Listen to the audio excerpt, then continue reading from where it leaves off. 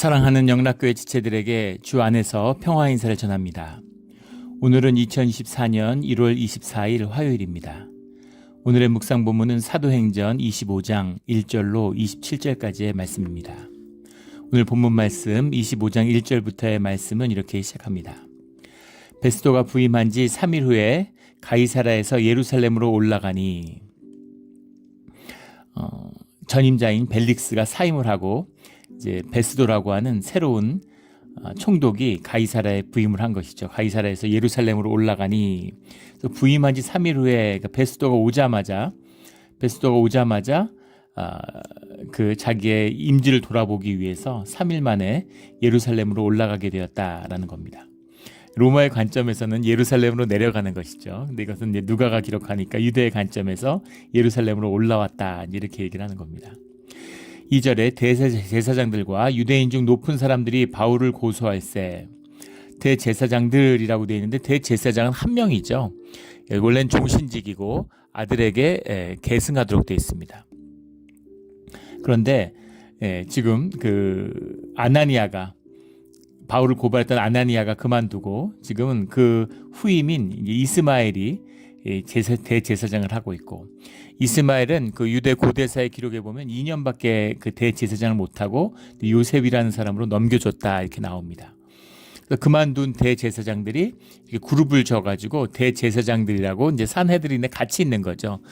우리 총회에 가면 진경 총회장단, 그래서 총회장을 하신 분들끼리 이렇게 모여서 뭐 회의도 하고 이렇게 참석해서 이렇게 앉아 있어요. 그런 것과 비슷한 겁니다.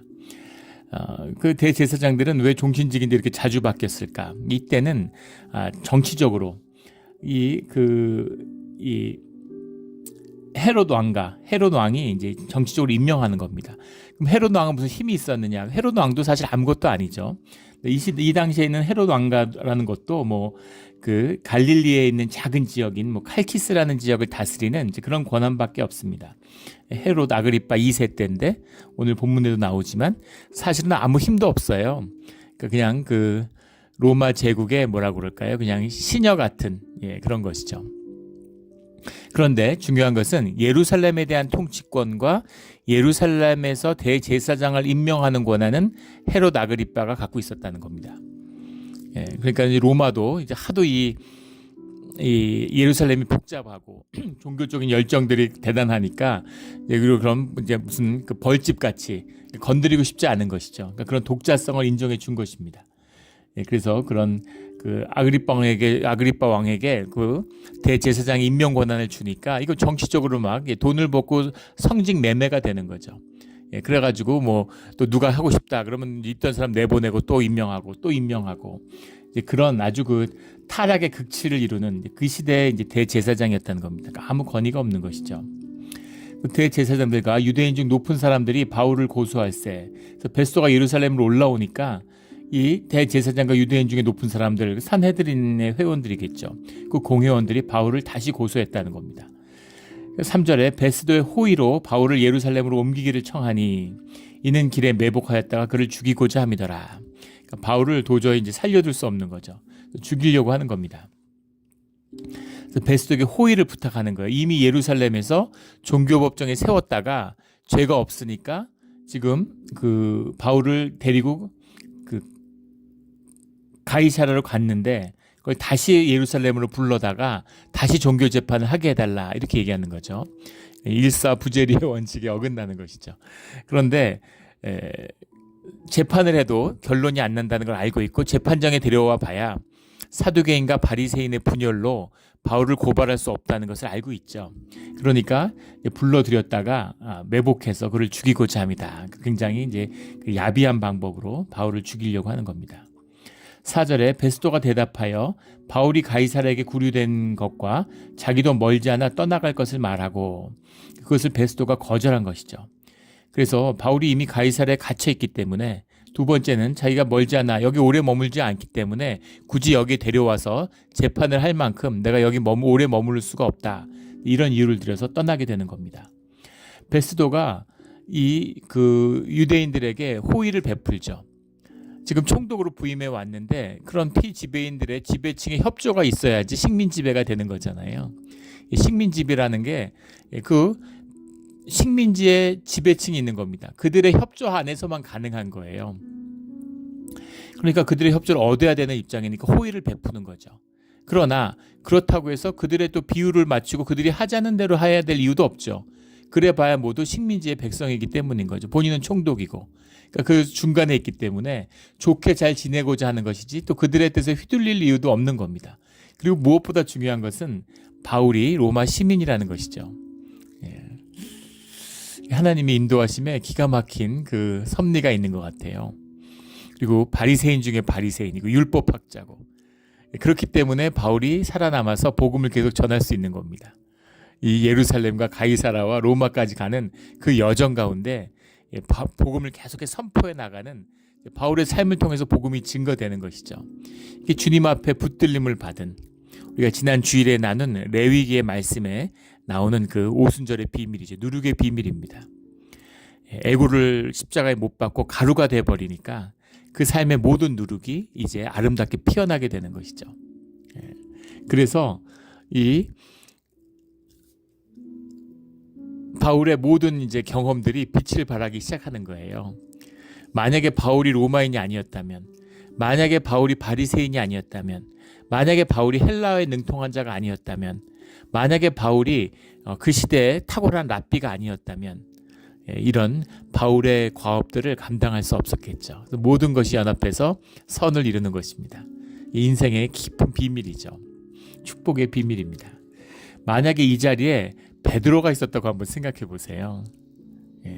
베드로나 요한이 있었으면 아마 진작에 죽었을 겁니다. 그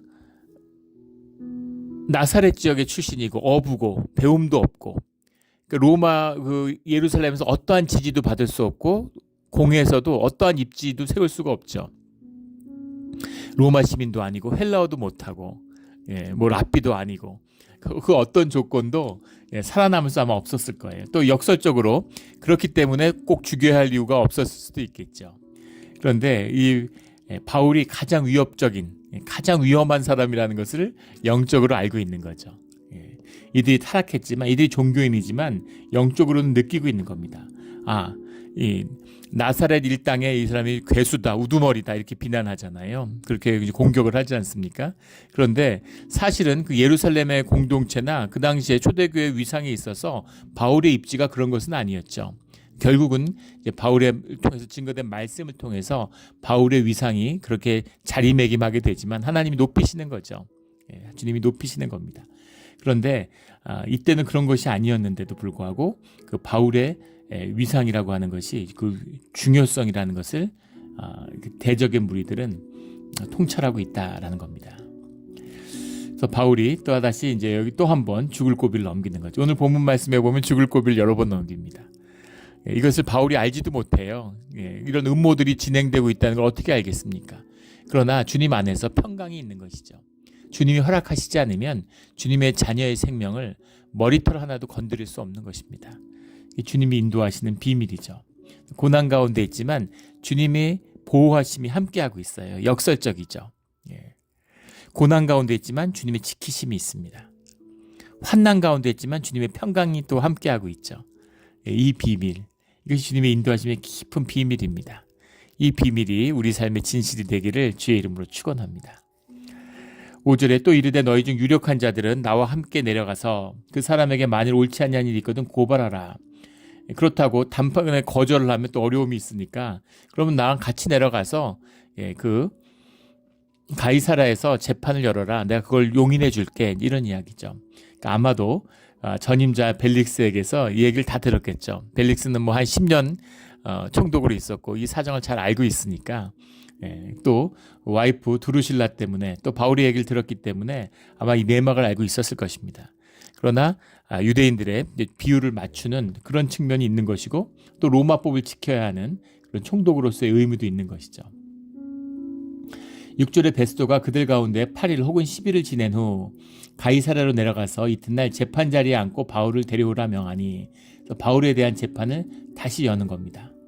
그래서 8절에 바울이 변명하여 이르되 유대인의 율법이나 성전이나 가이사에게나 내가 도무지 죄를 범하지 아니하노라 하니 베스도가 유대인의 마음을 얻고자 하여 9절에 바울더러 묻되 내가 예루살렘에 올라가서 이 사건에 대하여 내 앞에서 신문을 받으려느냐. 유대인이 요구한 게 있으니까 함께 하겠느냐. 너가 같이 가서 예루살렘에서 그러면 재판을 받겠느냐. 네가 죄가 없다고 하니까.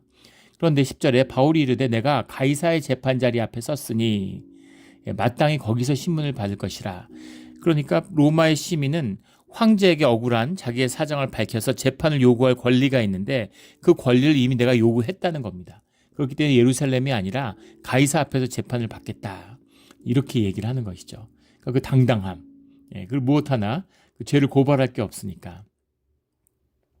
내가 가이사께 상소하노라 하고 11절에 이제 이야기하고 있는 거죠. 내가 불의를 행하여 무슨 죽을 죄를 지었으면 죽기를 사양하지 아니할 것이다. 내가 죽지 않으려고 이러는 게 아니야. 근데 죄 없이 죽일 수 없으니까 내가 가이사께 상소하겠다. 로마에 가야 되는 이유는 죄 없음을 밝히고 살아나기 위한 것이 아니라 로마에 가서 복음을 전하고 싶은 것이죠. 그리고 주님도 그 바울의 뜻대로 로마에 가서 말씀을 전하게 될 것이라고 이미 말씀을 주셨습니다. 그러니까 이 모든 일들이 뭐 어지러운 것 같지만 우여곡절이 있는 것 같지만 결국은 바울이 어떻게 갈지는 알 수 없어도 로마에 가서 말씀을 전할 수 있겠구나라고 생각하고 그 뜻을 주장하는 겁니다. 그러니까 그 주장 가운데 모든 것이 협력해서 주님의 일이 이루어지는 것이죠. 이것이 사명이 이끄는 삶, 목적이 이끄는 삶의 비밀입니다.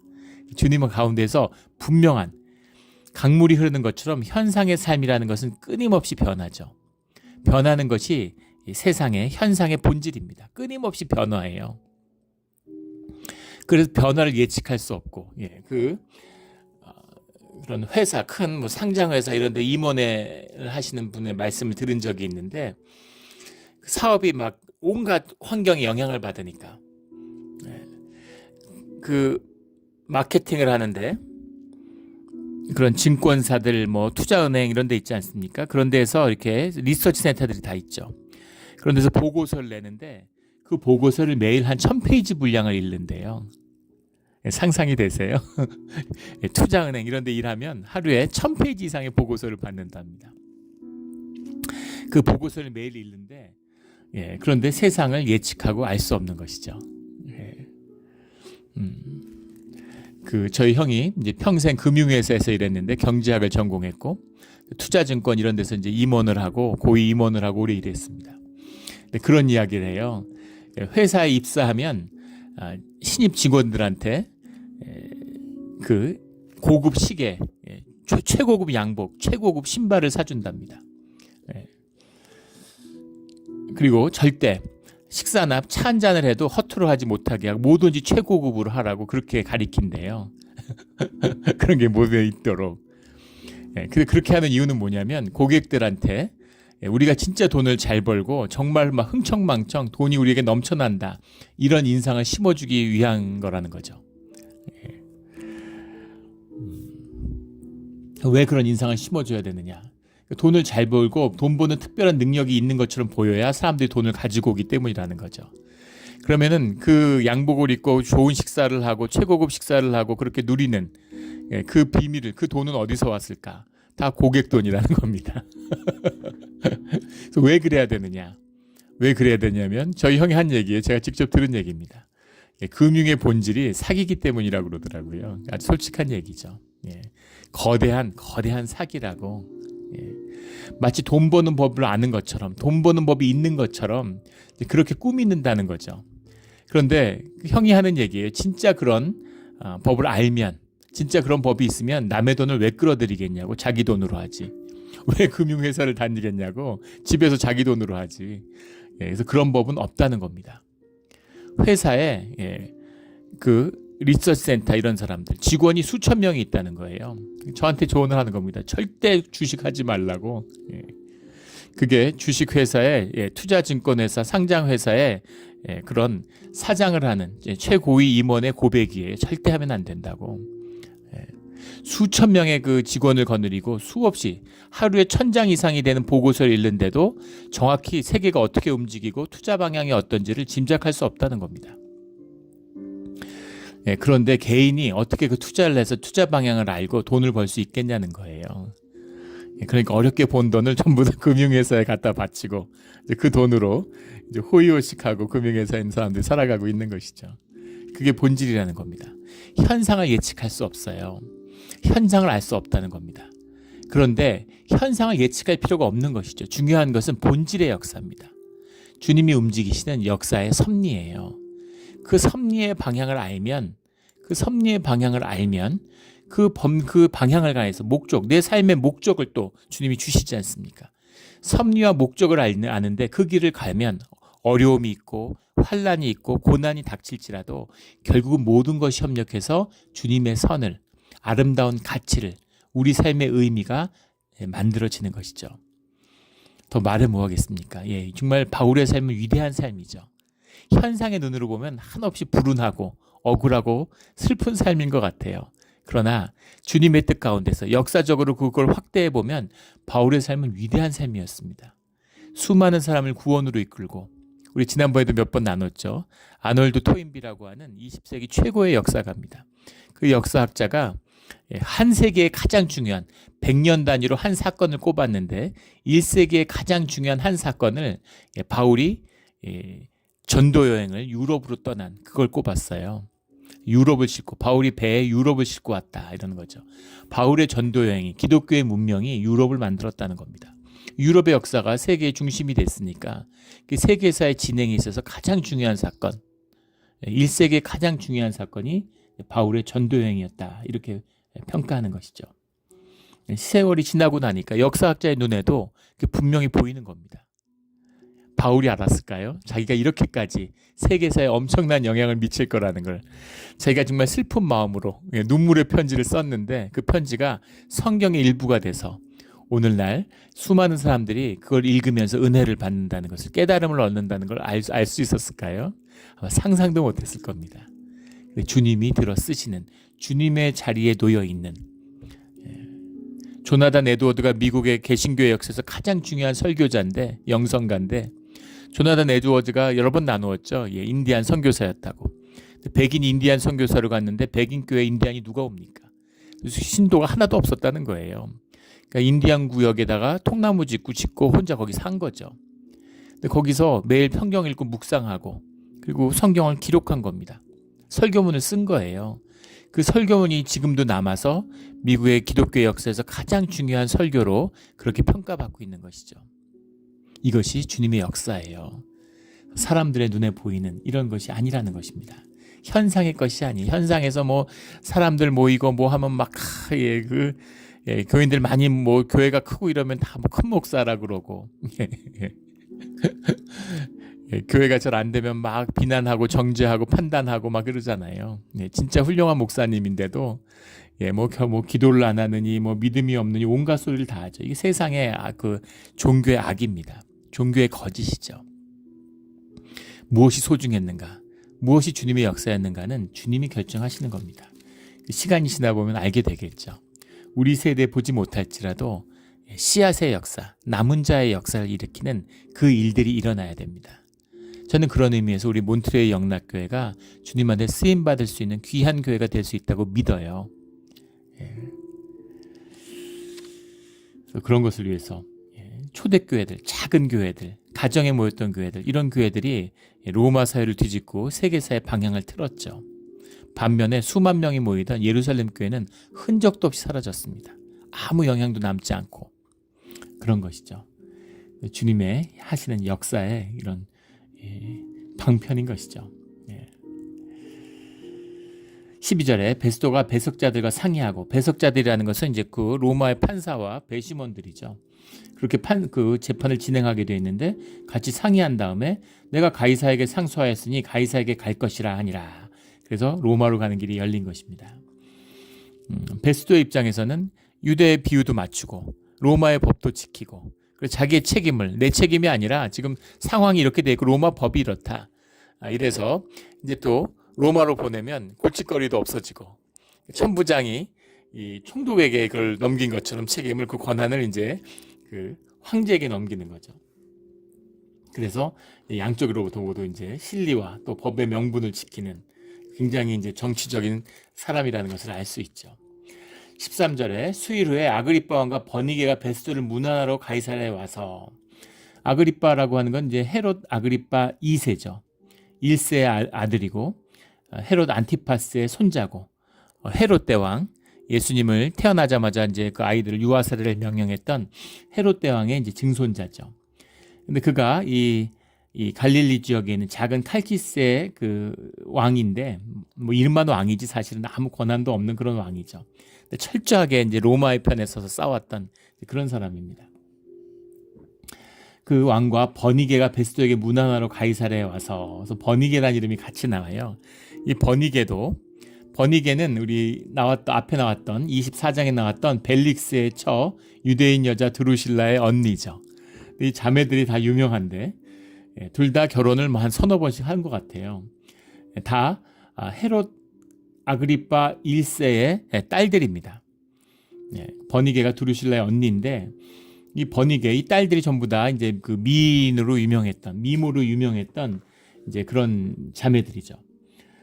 그 헤롯 아그리빠 1세 딸인데, 원래는 삼촌하고 결혼을 했다가 이혼하고 돌아와가지고 또 그 뒤에도 누구랑 뭐 몇 번 결혼을 합니다. 그래서 계속 이혼을 하는데 결정타는 지금 헤롯 아그리빠 왕과 버니게 같이 내려왔는데, 둘이 남매 시간인데 둘이 사실은 이제 연인 관계였다. 근데 근친 관계다.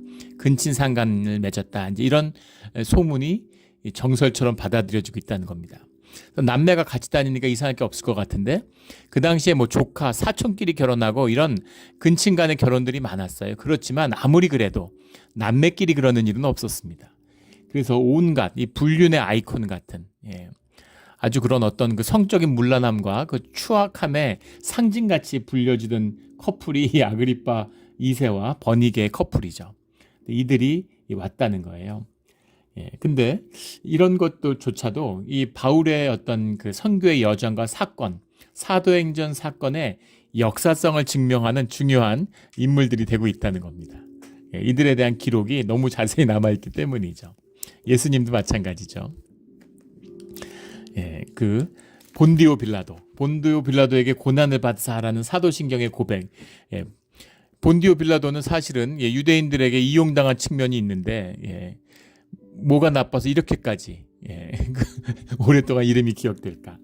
초기 기독교의 역사에 있어서 이 처음에는 예수님이 그리스도가 아닌 걸 부정하려고 유대인들이 많이 공격을 했는데, 시간이 지나니까 그걸 이제 부인할 수가 없고 그를 따르는 크리스천들이 점점 늘어나는 거죠.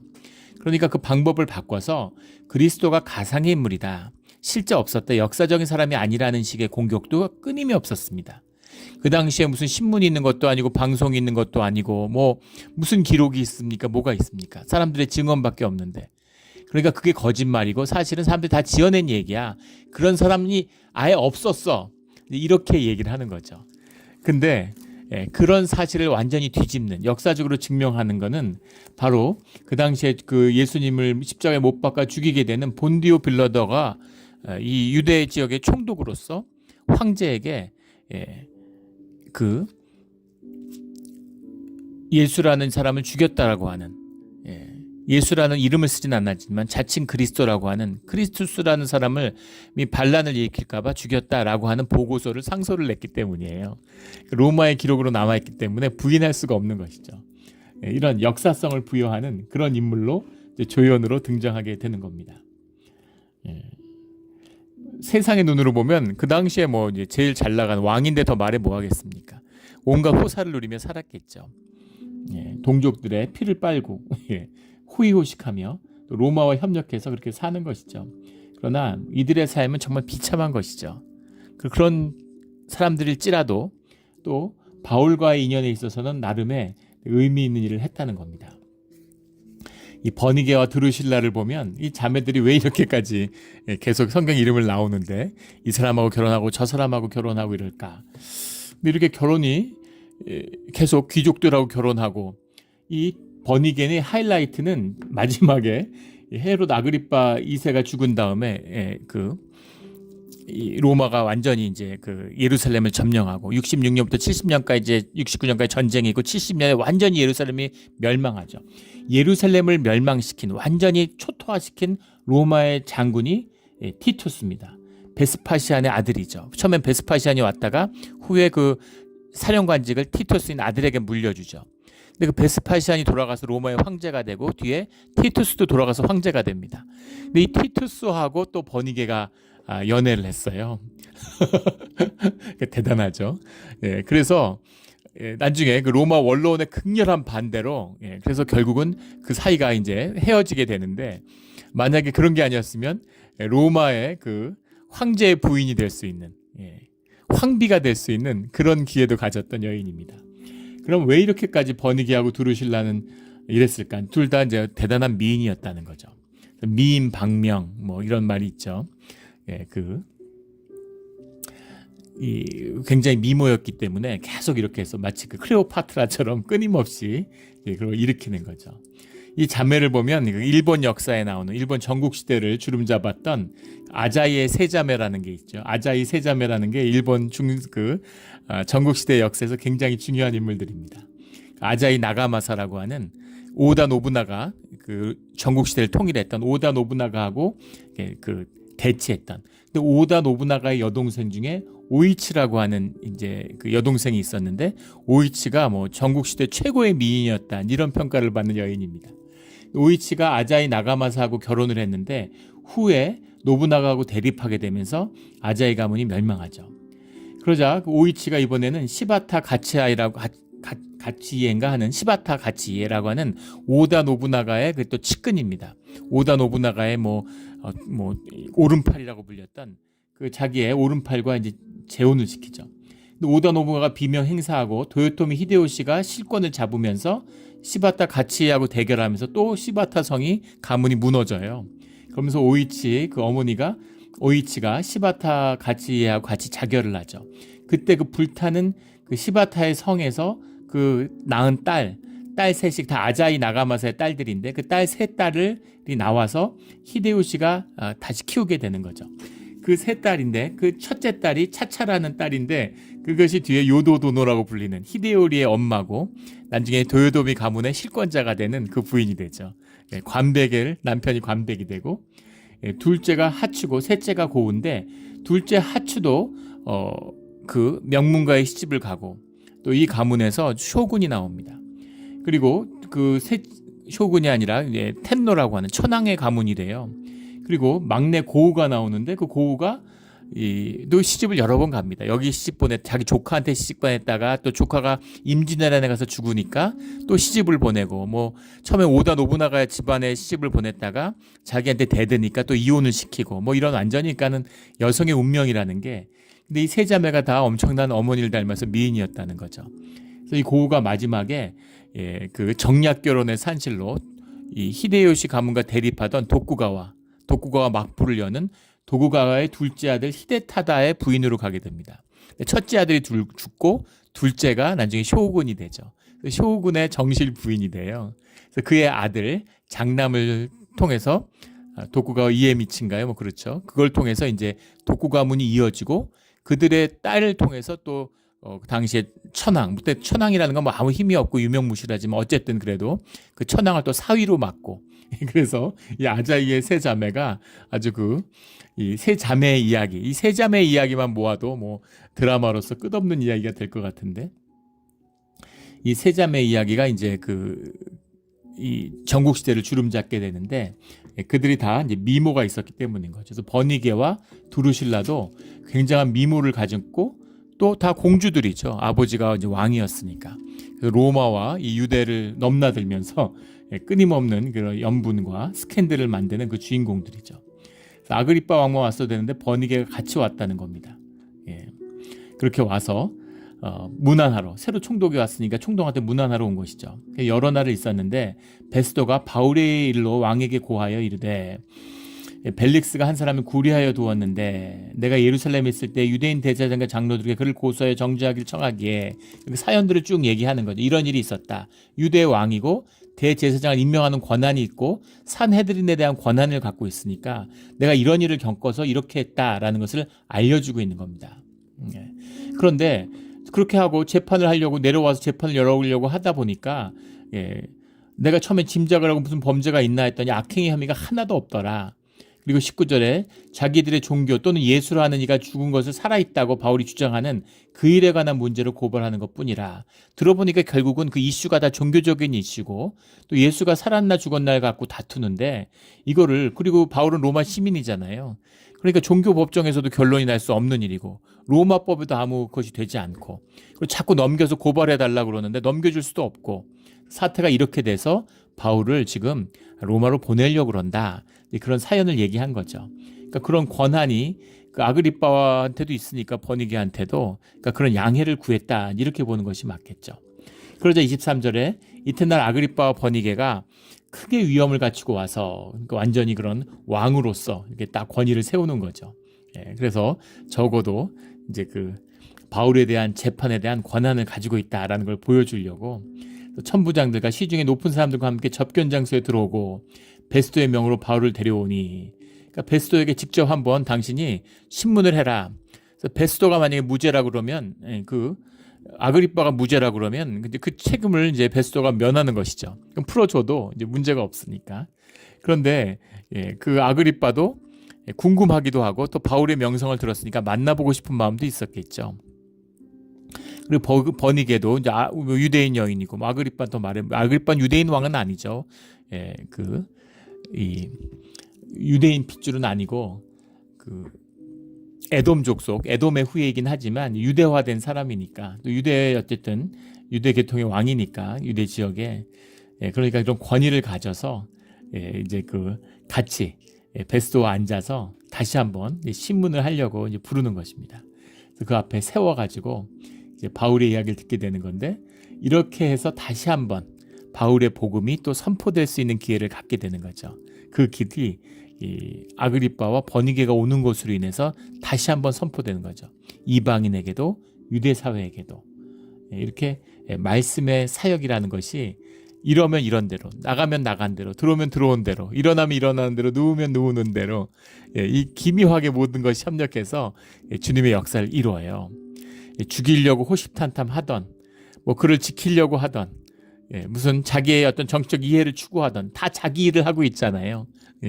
뭔가 자기의 이해관계 일을 하고 있는데 그 모든 것이 협력해서 결국은 주님의 일을 이루는, 주님 안에서 바울의 뜻을 이루어가는, 그런 뜻을 이루어가는 과정 가운데 함께 협력하게 된다라는 거죠. 이것이 역사의 섭리입니다. 그리고 현상의 사람이잖아요. 어쨌든 우리가 육신을 입고 살아가고 육신의 조건을 갖고 있죠. 내가 한국 사람이고 이민자고 뭐 여러 가지 삶의 조건들을 가지고 있는데, 이것이 다 나의 약점일 수도 있고 장점이 될 수 있는 겁니다. 그런데 주님의 역사, 주님의 부르시는 소명 안에서는 그 모든 것이 장점으로 역사한다는 거예요. 그것이 장점이 된다는 겁니다. 기가 막힌 비밀이죠. 나의 나됨으로써 나를 누리며 살아가는 삶의 축복입니다. 세상엔 어떻게 볼지 몰라도, 사람들은 어떻게 볼지 몰라도 그 안에 깊은 주님의 은혜와 또 주님의 인도하심이 있는 것이죠. 그렇게 삶을 피워내고 삶을 아름답게 만들어가는 것입니다. 우리 이런 귀하고 복된 삶 가운데, 주님의 부르심 가운데 함께하는 우리의 신앙의 길이 되기를 예수 그리스도 이름으로 축원합니다. 아멘. 기도드리겠습니다. 하나님 아버지, 감사합니다. 우리가 세상에 속아서 가치를 만들어 보려고, 의미 있는 인생을 만들어 보려고 오히려 내 생명을 그 대가로 치르는 어리석은 삶을 살았습니다. 주님이 진주와 같은 보석 같은 삶을 주셨는데 그 삶을 내어주고 세상의 엿을 바꿔 먹으면서 달다고 좋아하는 그런 어리석은 인생을 살았습니다.